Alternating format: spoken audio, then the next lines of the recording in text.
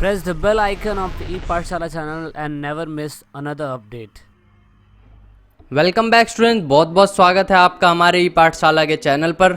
जैसा कि आप सभी जानते हैं, हम लोग कर रहे थे क्लास 12th उसकी सेकंड बुक जो कि सप्लीमेंट्री रीडर है विस्टास। तो आज हम लोग करेंगे उसका चैप्टर 3।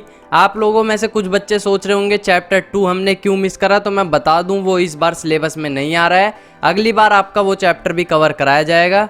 तो आज हम लोग करेंगे चैप्टर 3 जिसका नाम है journey to end of the earth, मतलब अर्थ की जो एक जहाँ पे दुनिया ख़त्म हो रही है वहाँ पर की जर्नी। तो आइए देखते हैं चैप्टर में क्या क्या है। सबसे पहले जान लेते हैं इनके ऑथर के बारे में। तो इनकी ऑथर हैं मिस तिशानी दोशी। ये पोएट हैं, राइटर हैं, डांसर हैं, मद्रास इंडियन राइटर हैं। तो इन्होंने अपना जो भी वहाँ पर घूमने गई थी इन्होंने उसके बारे में सारी चीज़ें लिखी हैं। तो हम देखेंगे इसमें कि क्या क्या उन्होंने बताया है और कैसे वो वहाँ तक पहुँची एंड ऑफ द अर्थ के पास। तो देखते हैं आगे स्टोरी में क्या क्या चीज़ें हैं। तो हमारी स्टोरी मेन जो एक बेसिक वो जो फोकस करती है वो है अंटार्कटिका पर। अंटार्कटिका जाती है हमारी ऑथर, अंटार्कटिका जाती हैं, वहाँ जाके ये क्या क्या चीज़ें देखती हैं और क्या क्या चीज़ें करती हैं, यही सारी इस स्टोरी में बताई गई है। ये एक रियल लाइफ इंसिडेंट है, इन्होंने ये खुद वहाँ पर पर्सनली विजिट करा, इन्होंने उसके बारे में इन्होंने लिखा है अपनी बुक के अंदर। तो आइए अब देखते हैं आगे और क्या क्या चीज़ें, कैसे हमारा चैप्टर स्टार्ट होता है। तो हमें अपने चैप्टर के से मेन बात ये पता चलती है कि जो हमारी ऑथर हैं वो अंटार्कटिका जाती हैं। किससे? अंटार्कटिका जाती हैं बाय शिप, क्योंकि और कोई वे तो है नहीं, अंटार्कटिका में कोई एयरपोर्ट है नहीं, तो एक ही रास्ता है बस, खाली वो है शिप का। तो अब देखते हैं उनको पहुंचने में कितनी दिक्कतें हुई, क्या क्या हुआ।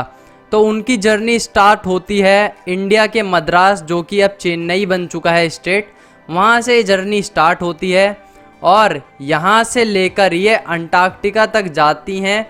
100 घंटे लगभग इन्होंने कार में, मतलब 100 आवर्स का टाइम लग जाता है इनको, जिसमें ये कार का ट्रैवल भी करती हैं, एरोप्लेन में भी जाती हैं, उसके बाद शिप में भी जाती हैं, हर तरह का एक ट्रैवल कर लेती हैं। 100 आवर्स लग जाते हैं इनको वहाँ तक पहुँचने में। तो 100 आवर्स में जब ये वहाँ पहुँचती हैं तो वहाँ पहुँचकर ये क्या क्या चीज़ें देखती हैं वो अब हम जानते हैं। जैसे ही यहाँ पहुँचती हैं तो सबसे पहले इनका ऑब्जेक्टिव क्या होता है, इनका पर्सपेक्टिव क्या होता है। ऑब्जेक्टिव इनका ये होता है कि हमें अंटार्कटिका के बारे में डीपली नॉलेज जाननी है, इसके बारे में सारी चीज़ें हम जानने की कोशिश करेंगे। और ये एक चीज़ और जानने को पाती हैं जब वहाँ जाती हैं, मतलब सोच के तो ये लोग गए हैं कि हम लोग पूरी जानकारी इकट्ठी करेंगे। तो अब ये लोग क्या जानने को पाते हैं, वहाँ जाकर जानने को ये पाते हैं कि अर्थ का, हमारी पूरी अर्थ का जितना भी आइस है उसका 90% आइस खाली अंटार्कटिका में है। मतलब आप लोग सोचिए कितने बड़े, मतलब पूरा लैंड ही आइस है वहाँ पे, और कुछ है ही नहीं खाली आइस के अलावा। टोटल आइस का जो वॉल्यूम है पूरे अर्थ पे उसका 90% वॉल्यूम खाली अंटार्कटिका में ही है। और वहाँ पर 24 घंटे हमेशा, मतलब समझ सकते हो आप, ठंड रहती है क्योंकि पूरा बर्फ़ है एरिया में, और कुछ है ही नहीं इसके अलावा। और दूसरी चीज़, अब जो हमारी ऑथर हैं वो थोड़ा मतलब हिस्ट्री की तरफ को जाती हैं और अपने आप को थोड़ा मतलब चकित, एकदम हैरान सा महसूस करती हैं। क्यों? क्योंकि वो सोचती हैं कि ये जो पार्ट है ये किसी दिन इंडिया से जुड़ा हुआ था, ऐसा लगता नहीं है कहीं से। उनके माइंड में ऐसा थॉट आता है। क्यों? क्योंकि आप लोगों ने ज्योग्राफी में पढ़ा होगा गोंडवाना लैंड के बारे में। तो गोंडवाना लैंड जो था वो मिला हुआ था, इंडिया और अंटार्कटिका एक साथ ऐसे जुड़े हुए थे, वो दोनों टच थे गोंडवाना लैंड के थ्रू। तो वो सोचती हैं कि एक गोंडवाना लैंड हुआ करता था कभी, जब ये पार्ट्स एक में मिले हुए थे। और आज देखो, आज ये दोनों पार्ट्स कितने अलग हो गए हैं, इनके बीच में कितनी सारी डिफरेंसेस आ गई हैं। एटमॉस्फेयर को लेकर डिफरेंस, वेदर को लेकर डिफरेंस, क्लाइमेट को लेकर डिफरेंस, मतलब हर चीज़ के बारे में डिफरेंस आ चुका है। वो इतना सोचती हैं और क्या सोचती हैं कि जो पिछले 650 मिलियन ईयर्स में, ये जो 650 मिलियन ईयर्स अगो की बात है जब यहाँ पर गोंडवाना लैंड हुआ करता था। वो दूसरी चीज़ हमें बताती हैं कि जो उस टाइम पे क्लाइमेट था, जो उस टाइम पे वेदर हुआ करता था, वो आज के टाइम से काफ़ी हॉट हुआ करता था, अब से बहुत गर्म हुआ करता था। अब तो ये बहुत ज़्यादा ठंडा हो गया है, इसी वजह से कुछ यहाँ पे ज़्यादा आइस पड़ गई है। तो वो ऐसी चीज़ें हमें बताती हैं, थोड़ा हिस्ट्री भी बताती हैं, थोड़ा ज्योग्राफी भी बताती हैं। और वो एक चीज़ और बताती हैं कि उस समय आज के मुकाबले बहुत ज़्यादा फ्लोरा एंड फ्यूना हुआ करता था। फ्लोरा एंड फ्यूना मतलब वनस्पति और जानवर, इनको हम मिला करके बोल सकते हैं।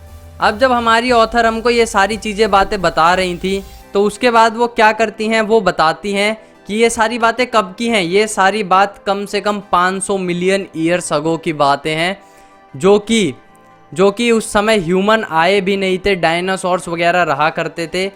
इसके और 500 मिलियन ईयर्स, वो एक बात और बताती हैं कि करीब 500 मिलियन ईयर्स ही लगे थे गोंडवाना लैंड को बनने में और उसका विकास होने में। मतलब जितना बड़ा गोंडवाना लैंड था, पूरा इंडिया और ये सारी कंट्रीज़ मिला करके, अंटार्कटिका वगैरह मिला करके, उसको करीब 500 मिलियन ईयर्स लगे थे अपना डेवलप होने में, जो कि बहुत बड़ा टाइम है। उस टाइम पर ह्यूमंस भी नहीं थे। और इसके बाद डायनासोर्स ख़त्म हुए, लैंड मासेस सेपरेट हो गई, अपने अलग अलग 7 कॉन्टिनेंट्स बन गए। हम लोग सभी जानते ही हैं 7 कॉन्टिनेंट्स के बारे में। अंटार्कटिका अलग चला गया, इंडिया एशिया में आ गया, ऐसे सारी चीज़ें मतलब बढ़ गई इसके बाद। तो इसके बाद हमारी ऑथर एक चीज़ हम लोगों को बताती हैं, वो ये बताती हैं कि अगर कोई इंसान, कोई साइंटिस्ट, कोई मतलब जो जानकार है या जो इस बारे में बहुत ज़्यादा जिज्ञासु है, बहुत ज़्यादा क्यूरियस है, वो एक काम करे, अगर उसको क्लाइमेट चेंज या किसी भी चीज़ के बारे में, अर्थ के बारे में स्टडी करनी है, वो एक बार अंटार्कटिका ज़रूर है। क्यों? क्योंकि वहाँ पर वो उनका मानना है कि शुरू के टाइम से, स्टार्टिंग टाइम से लेकर के आज तक जितने भी क्लाइमेट चेंज हुए हैं उसका इम्पैक्ट देखा जा सकता है। कहाँ पर? अंटार्कटिका पर, जो नीचे की तरफ है पूरे हमारे, अगर मैप के अकॉर्डिंग देखें तो वो बताती हैं कि अंटार्कटिका में हम कुछ भी देख सकते हैं। मतलब जितने भी क्लाइमेट चेंजेस हुए हैं आज तक, सारी चीज़ें हमें देखने को मिलेंगी और अपने एकदम नेचुरल फॉर्म में देखने को मिलेंगी। दूसरी चीज़ वो बताती हैं कि यहाँ पे बायोडाइवर्सिटी की बहुत ज़्यादा कमी है। अब बायोडाइवर्सिटी की कमी क्यों है? बायोडाइवर्सिटी वहाँ पर होती है जहाँ पर हीट, वाटर, सारी चीज़ें होती हैं, बट यहाँ क्या है, यहाँ खाली वाटर है, एक तरफ पूरा समुद्र है, या तो फिर खाली बर्फ़ है। यहाँ पर कोई भी एक भी पेड़ पौधा तो है ही नहीं, और खाली जानवर हैं, तो उनमें क्या है, पेंगुइन्स हैं, सील्स हैं, इसके अलावा और कुछ भी नहीं है।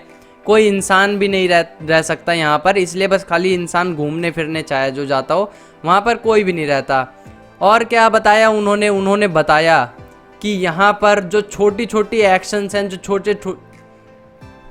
छोटे छोटे हमारे स्टेप्स हैं, उसका कितना बड़ा इम्पैक्ट पड़ता है अंटार्कटिका के अंदर। वो बताती हैं कि जैसे मान लीजिए हमारी ओजोन लेयर ख़त्म हो रही है, ओजोन लेयर में छेद हो रहे हैं, ओजोन लेयर ख़राब हो रही है, तो उसका क्या इम्पैक्ट पड़ रहा है, हमारे ग्लेशियर्स पिघल रहे हैं।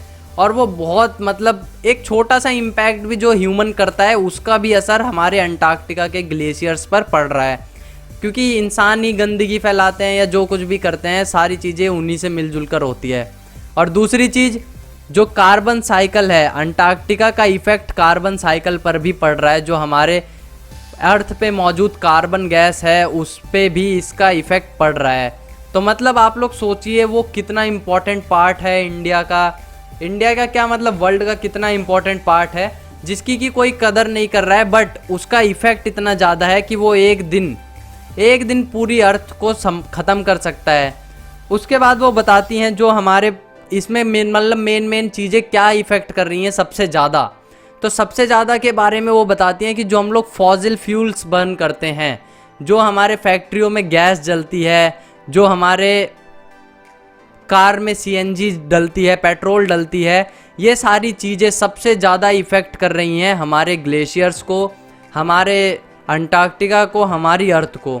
वो किस वजह से? और वो बताती हैं कि एक दिन ऐसा होगा, मतलब इन फ्यूचर, ये हमें भी पता है, एक दिन अगर हम लोगों ने कंट्रोल नहीं करा अपने पॉल्यूशन लेवल पर या और सारी चीज़ों पर, तो एक दिन ऐसा आएगा कि या तो फिर इंसान सूखे के कारण मरेगा, पानी की कमी हो जाएगी, एकदम सूखा पड़ जाएगा, या तो फिर पूरे वर्ल्ड में बाढ़ आ जाएगी, पूरे वर्ल्ड में फ्लड आ जाएगा। क्यों?